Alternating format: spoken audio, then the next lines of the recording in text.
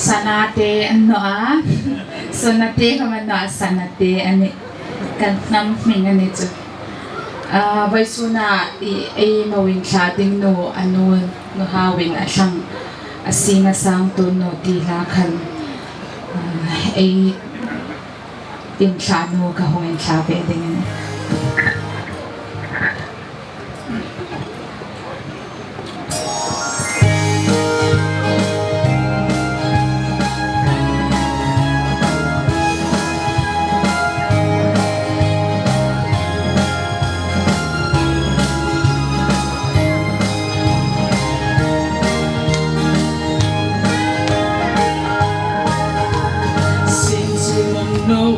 Bantu dongin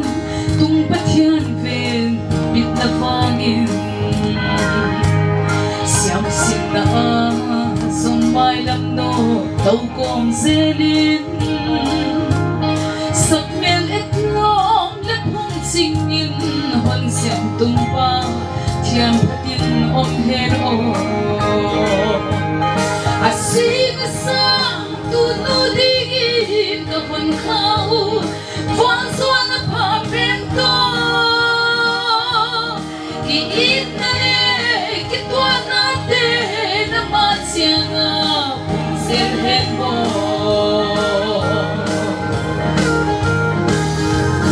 Natulet suan Lumtuk tuang tung Melin uning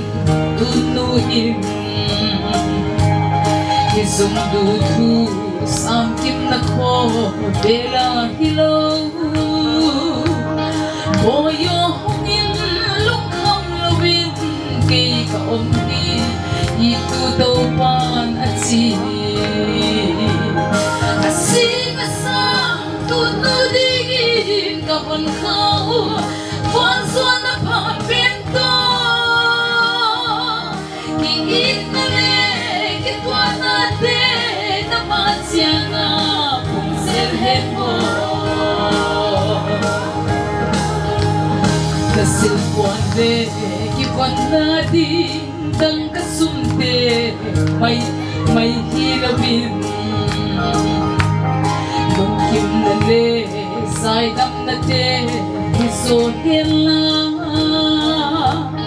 Ita sa kapel Kilomtein na matsianga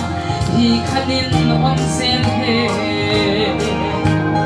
Asing asang tunudigin kapon kau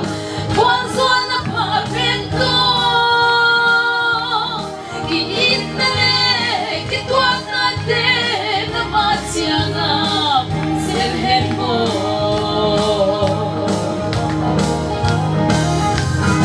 Uy levan in som na tingin Vanin Krista kung tira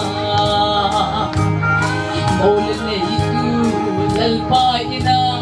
Sumtak ngay su Tukamin chet noro se Chet hureng Shilhian hal tano Asing asang tunudigin Kaman kau Huang suan na papento Kiit na le